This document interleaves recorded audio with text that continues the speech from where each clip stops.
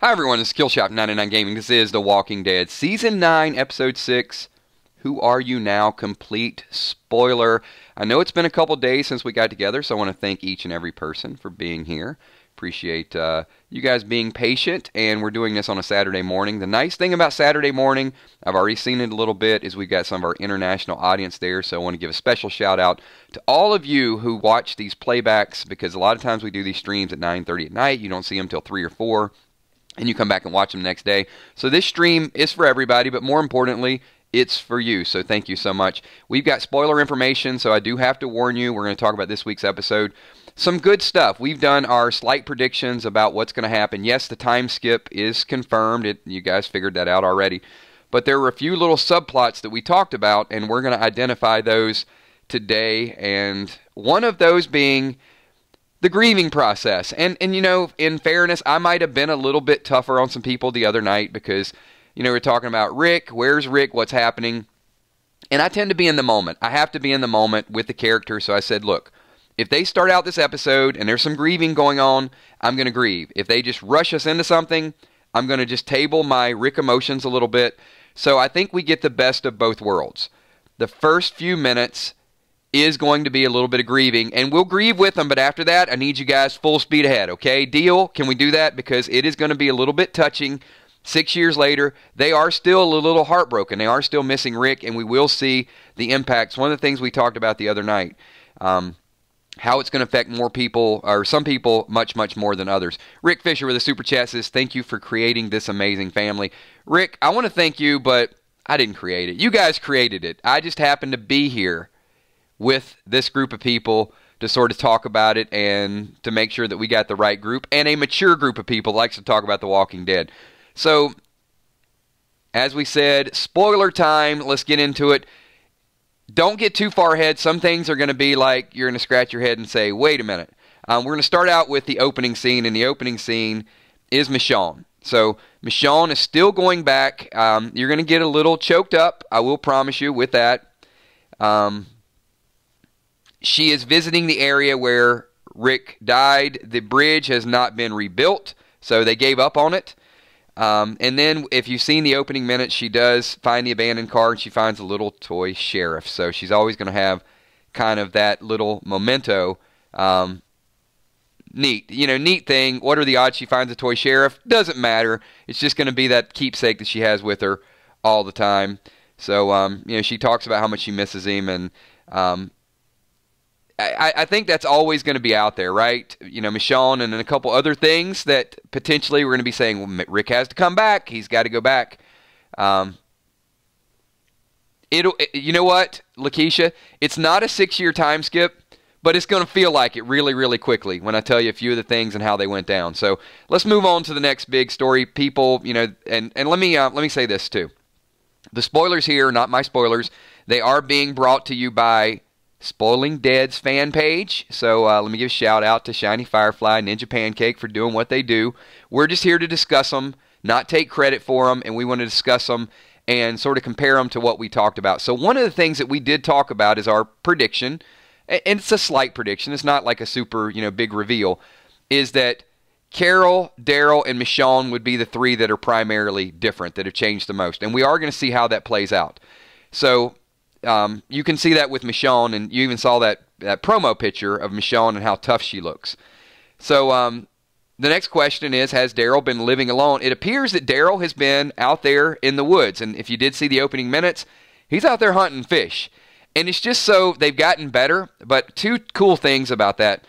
Daryl takes this spear, and he gets the fish, and then a walker comes behind him, breaks it in half, kills the walker, moves on with life. And then a little bit later on, there's a walker with his arm stuck, and it's almost as if Daryl, I think Daryl's of the mindset like, why even bother? Kill if they're up in your face, but don't go out of your way and just move on. So I don't know if that's part of his character at this point, if he's just so bitter, angry, just so tired of all the killing, or he just doesn't feel it's a threat. So some people say, like, Daryl doesn't look any different, but it did appear like in episode 4 and 5, Daryl was opening up a little bit, right? He's like, you're my brother. I would have died for Carl. Rick, you made it this way, where him and Rick were at odds. but it does appear like Daryl's back to being kind of that extreme introvert. I don't think it's going to be a long-term thing, like it was for the first 8 seasons. I do think that Daryl is going to come out of his shell and come out in a big, big way. Stay tuned for that. All right, so we've got we don't think we're going to know Daryl's dog in this episode, because when you saw the previews for one was for the next 3 weeks. So we're going to get bits and pieces of it. It's going to start out as Daryl being just out on his own, doesn't want to be bothered. Carol is going to be the one that's going to sort of bring him back in, and we'll talk about that probably tomorrow. What's going on with Carol? Okay, this is cool. So Carol, as well as Daryl, has changed. And I don't know how many times I can see the back and forth. Look, we saw Carol timid, killer. Timid, killer. Wanted to be left alone, came back and helped everybody. So guess what we're going to see? We're going to see happily married Carol, and Carol looks like she is to herself just like Daryl. So this has impacted a lot of people. But apparently there is going to be a scene where her and Henry are heading up to the hilltop, where Henry can become an apprentice to Earl, so he can learn like a skill. Well, on the way, I know.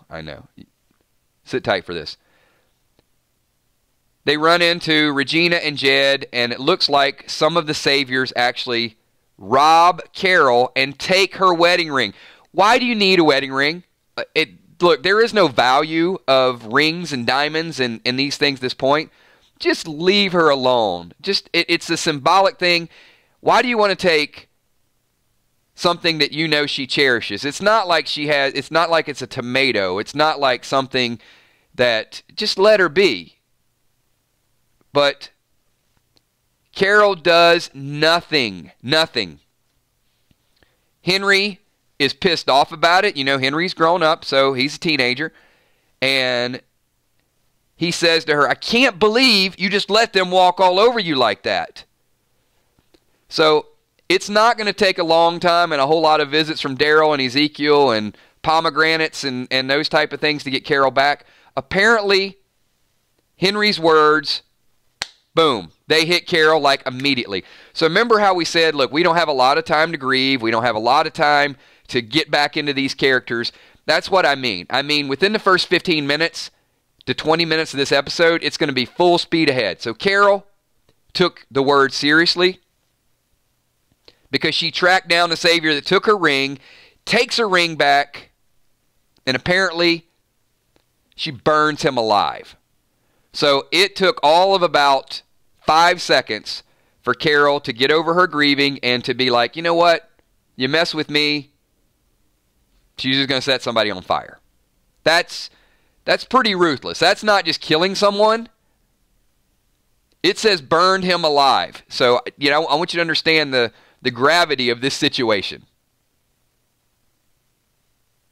I think we got Carol back in a hurry, which is good because, look, these people can't be, tiptoeing around and emotionally unstable when the whispers come out. They have got to be ready to go. You fight the violence of the whispers with violence. Oh, I love it. Uncle Creepy has already given her Fire Queen. You know what? We coined the phrase Rebar Rick, and I see it out there, so watch. Fire Queen will be the next thing that you'll start to see surface all over the place. Good job with that. I'm giving full credit to Uncle Creepy, the Fire Queen, Carol. So, one of the questions that came up with the spoilers is, what has changed over the past 6 years? So, clearly some of the personalities have changed. As we talked about, Michonne is apparently the leader of security. So you got all these different positions. And she doesn't want any new people in. Where we saw a little bit of that where Michonne rode up and she's like, who let them in? And it ended up being Judy. So we see Michonne's toughness that's going to be in play. But once again, I think Michonne is she's always going to remember Rick, but she's going to have to transition into taking care of what is there. So Jimmy's Jammin' says Kamikaze Carol. I like it. Kamikaze Carol. Oh, I see what you did there, Steph. Fight fire with fire. Very good stuff. So, as someone just pointed out, Beth Burgett, Baby Rick, we don't know the name. I was going to add this later on in the stream, but since you guys are typing it and it's been discussed, Michonne can't give up. She's got Judy, and apparently there is a baby Rick. We don't know the name of the baby. We don't find out the name of the baby, but there is a baby that runs up to Michonne in this episode and says, Mom. So she is very protective of her group, and with the whispers, you can understand she's going to have to protect Judy. She's going to have to protect the baby as well. Yes, there is a Rick Jr., and no, they're not calling him Rebar Grimes.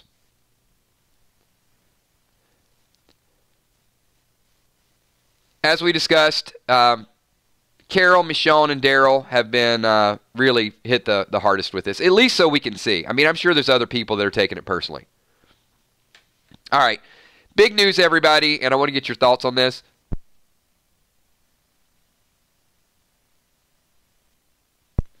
Other relationships are being formed. I know a couple people typed this. A lot of people thought it would be Rosita and Eugene. Some people thought Rosita and Daryl. There are people, I saw a video, I didn't see the video, but I saw a picture of it where they said Rosita and Eugene were holding hands in Rick's dream. But apparently it is going to be Father G and Rosita are going to strike up a romance. This is strange to me. They're opposite. I guess they possibly made a connection back when Rosita, maybe a long time ago, when Rosita wanted to shoot Negan. And Father G talked to her. But, you know, I guess Jadis sort of brought him along. And once Jadis showed him what life could be like, then Father G and Rosita are apparently in a relationship. That is correct. He puts the G in Father G. So, just letting you know. We got Age of, let's see, Super Chat real quick. So we got Age says, what's up, Kills? Happy to have you back in my ears. I'm behind on this, so I'll have to listen to the replay. Looking forward to the next 3 episodes of 999 Army. Thank you so much. Appreciate it. Those of you tuning in did take a couple of days off. So I am back in full effect. You will get your normal allotment of streams tomorrow. We will stream at 11 o'clock. We will do our countdown. We'll do our reaction. So I am back in full effect. All right. I am not quite the G that Father G is, though. But glad to be with everybody here. And also another follow-up super chat with Age says, side note, Carol looks like Orlando Bloom's character from Lord of the Rings. She's got some nice flowing hair there. Everybody, they really accentuated their features to make sure that we know there was a time skip. No doubt about it. So apparently Negan is the only person that could get a haircut over the last 6 years. Because everybody else has long flowing hair, but Negan has almost no hair. And my question is, who's been cutting Negan's hair? Leave your thoughts and comments below. See, we talk about important stuff here. Eric, you know what? Anytime you get a chance to spend some time with family, it's always good times. So, but you know what? It's a win-win situation for me because I can either spend time with my family or spend time with my 999 family, which is pretty much the same. So, I'm pretty lucky to have both, right? So I really enjoy being back talking to you guys today.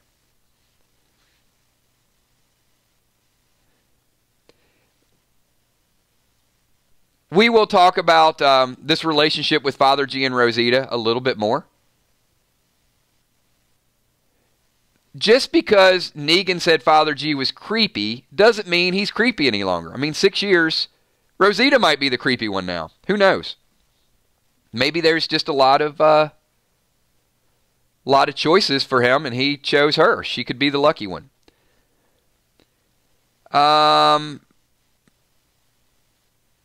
no further information. We do know that, as we said, Michonne and Rick had a baby, so we don't have any further information. Name, you assume he's 5 years old, right? 6-year time skip.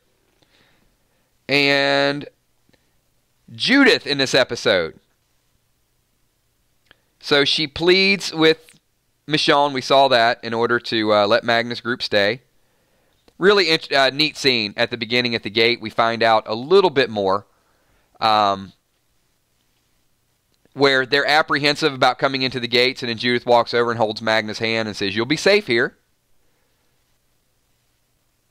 We got Denise, LDT, in the house, waving at everybody. Thank you so much, Denise. Appreciate you being here. Thanks for that super chat as well.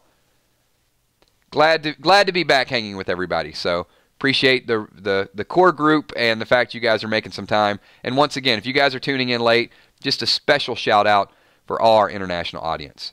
I'm glad that a lot of those guys can be here live.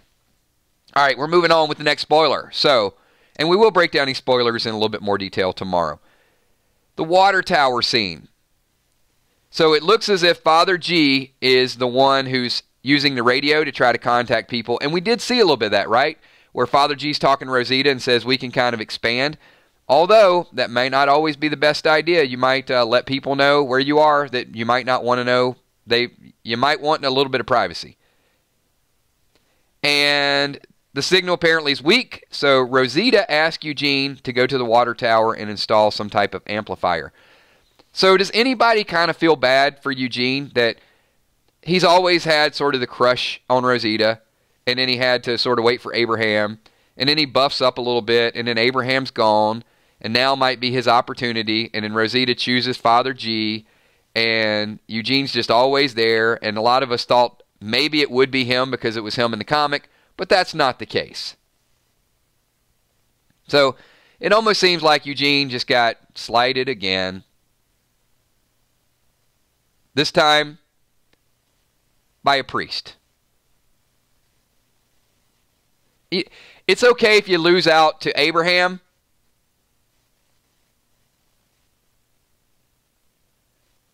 But I'm just not sure how that whole, priest thing works out.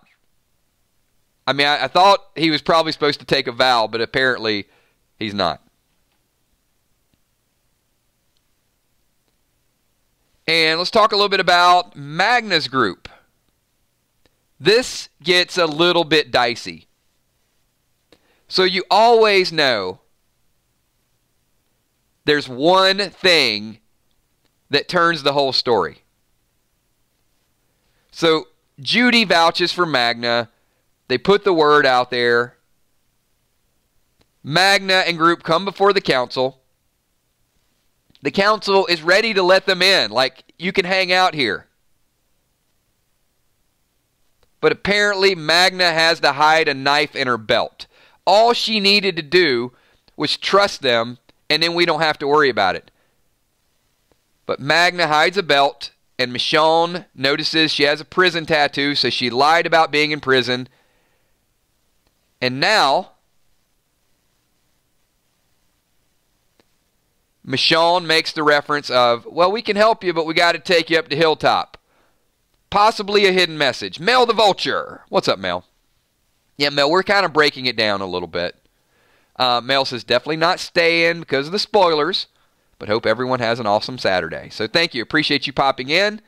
Mel probably popped in, put everything on mute, and then typed it up. But appreciate your support.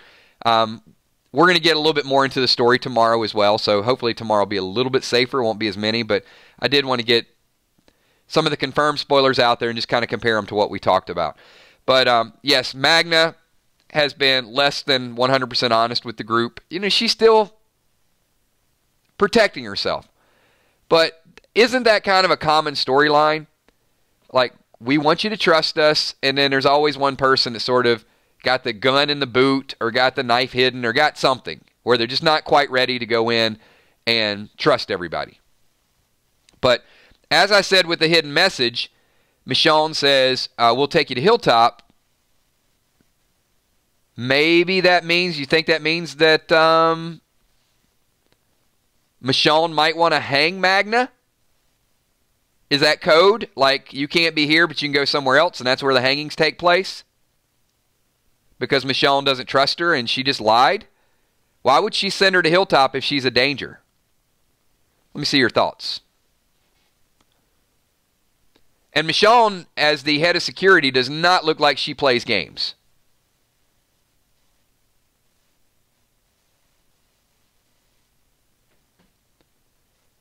All right, just want to see some of your thoughts on that.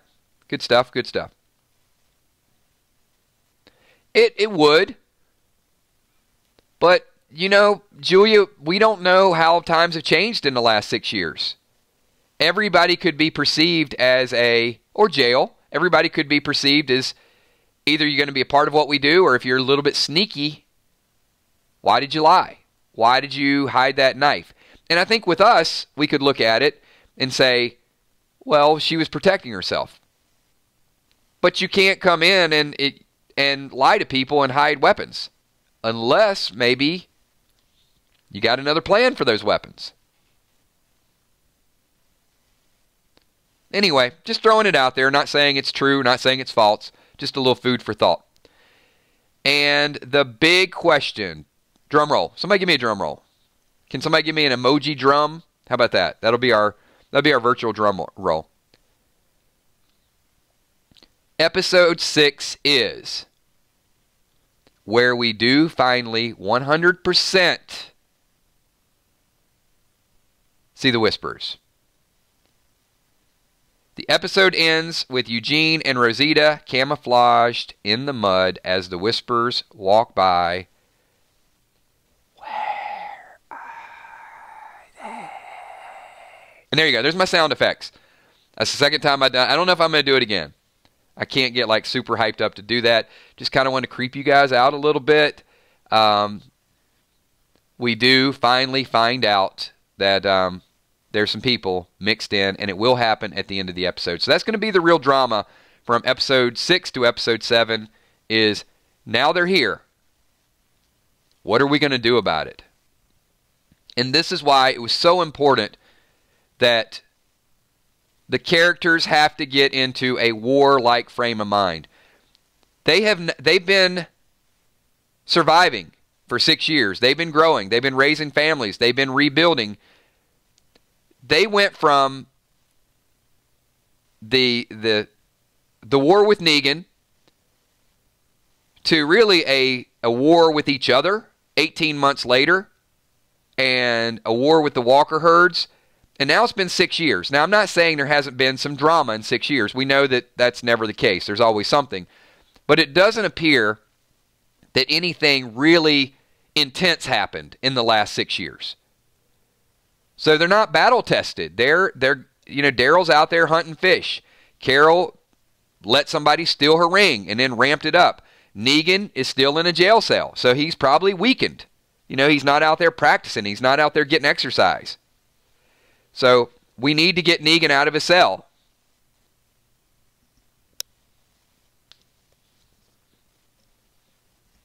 Who knows? Maybe Rosita, they don't have bullets, so their aim could be bad. All I'm saying is, if they go into this war and they do it half-heartedly, now we probably know that Aaron and Jesus are doing a little bit of martial arts, so there's that going on. Hopefully they've got some groups, and we'll see a little bit of that as well, that they are preparing. But my question for the group right now, based on what you see in these pictures and what you feel right now, is the group ready emotionally, mentally, and physically for the Whispers? Let me see what you think right now. It's a tough group, and I know you have a lot of faith in some of the characters, but at this moment, 6 years later, are they ready?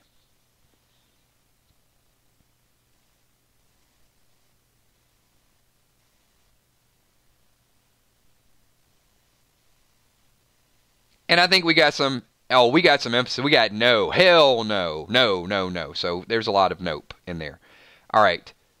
So you see how quick we have to transition from episode 6 to episode 7. It's going to happen fast. And before we wind the stream down, this is a spoiler stream. It won't be a super long stream. Tomorrow we'll ramp it up a little bit more for you guys. What is it going to take? It can be more than one thing. What's the one thing or the two things or even the three things that you think it's going to take for this group to be ready? One, I think they're going to have to see it firsthand. I think they're going to have to see the violence and see what goes down. And it has to happen from a distance, because if it happens fast, they're not ready. That's my number one. My number two, yep, there you go, Julie McGuire. I agree with that. A death. Heads on pikes. I think will make it hit home. My number two thing, they're going to need Negan and Daryl. They're going to need the two cornerstones. Probably the two that can channel their emotion and be ruthless. And I'm seeing a lot of people. Negan for sure. They need to get Daryl back.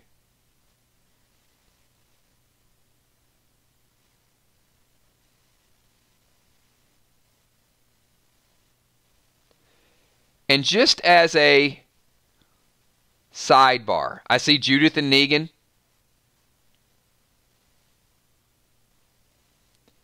I want to ask this question because it's a very serious question. 7.5 years later.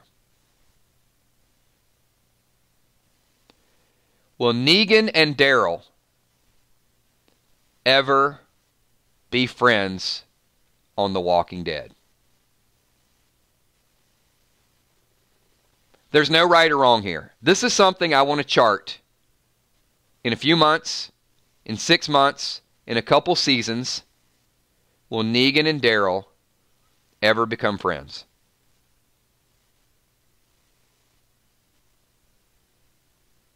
I just want to see where everybody's at with that, kind of emotionally.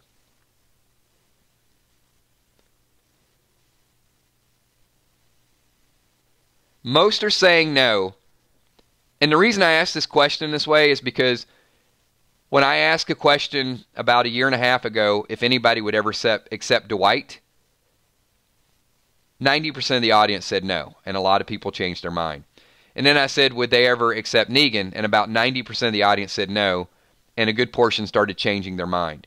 So I'm not saying it's going to happen this season, but it's just a question that I want to ask, because if the show ever goes in that direction, I just want to go back and to see if Negan and Daryl are like brothers, or if they're acquaintances, or if they're allies. It's going to be a very interesting path to see how that plays out. All right, everybody. We have got... Oh, hold on. I was getting ready to wind it down, and Wilson jumps in here. What's up, Wilson? Thank you. Says hi to the Army, Steph, Emmy, Tommy, Kells, and Kills. Happy Saturday from over the pond. Thank you so much. And it is a happy Saturday, and hopefully this time frame worked for everybody. So I'm not going to keep everybody all day long. I want to thank you for making just half an hour to jump in here and talk a little bit about the spoilers. Get a chance, watch the playback. If everybody could do me a favor, we got a few hundred people here, huge crowds all season long. I think this episode is going to be solid. I'm going to ask for 2 more favors. Number 1, if everybody here can hit the like button. And number 2, based on the spoilers that I just read for you from a scale of 1 to 10, I want you to rate what you think this episode is going to be, how you in your mind, how you think it's going to play out. If you think it's going to be a 5, you think it's going to be a 10, you think it's going to be a good, strong follow-up, let me know your thoughts. So it's kind of a 2-part deal. Hit the like button and put a number in there. We got Jimmy's Jammin' says, I think Daryl will learn to accept Negan, but no friendship. Jimmy, I have an idea of how I think that is going to go down. So, look, we got some 7s, we got some 8s, we got some 7s, a few 10s, so a few people are still super, super hyped. Not as highly rated in advance as Episode 5. So, it looks like the expectations are a little lower, which is good. I don't mind lower expectations, because sometimes when they're lower, the show just crushes it and blows everything out of the water. So, I'm seeing a lot of 8.5s. I'm going to give it a solid 9 right now. I think I like the way the time skip is done. I like the storylines. I like the development of the characters. So we'll see. After tomorrow's episode, we'll give it another rating, and we'll see how that goes down. I think somewhere down the road in this Whisperer War. And if you guys want to write it down, that's fine. Or if people are going to remember, like, oh, I remember Kill said that.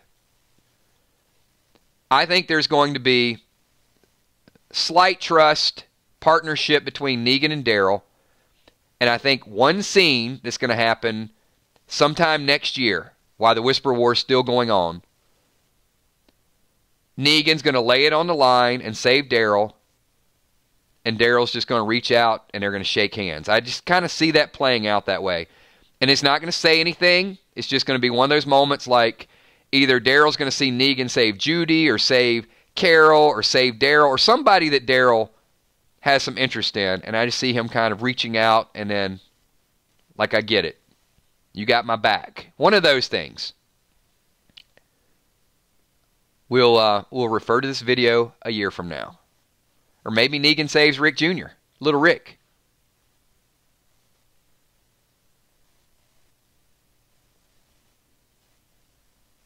And that, everybody, is where we are going to leave it. Thanks, everybody. We hit 30 minutes. Appreciate everything that you guys do. Not going to do shout-outs today. We'll catch them in tomorrow. But I do want to thank, I'm going to give a general shout-out to the Army. And we'll start out with the Patreons really quickly. We got some brand new Patreons and some people have actually upped their Patreon contribution. Amazing support. So thank you so much for everything that you guys are doing. We're getting ready to hit our second goal on the Patreon site. We're really close to hitting number 3.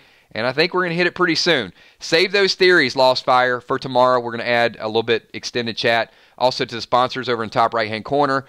Super chatters that are here today. You guys are amazing. Thank you for putting your comments in this video. Also, my moderators do an incredible job. And one big shout out to everybody from the 999 Army. You guys are absolutely incredible. So thank you so much. And as Jimmy said, I think Daryl will learn to accept Negan, but no friendship. Jimmy's jamming. Want to close with that. So we shall see. I will see you all at 11 a.m. tomorrow. Once again, it'll be early stream, so our international viewers get a chance to check that out. And, of course, you're new to the channel, subscribe. We will do our countdown at 8 o'clock tomorrow. And we'll also do our reaction video right after The Walking Dead, during Talking Dead. So you guys have a wonderful Saturday, and I will see each and every one of you tomorrow at 11 a.m. My name's Killshot. Peace.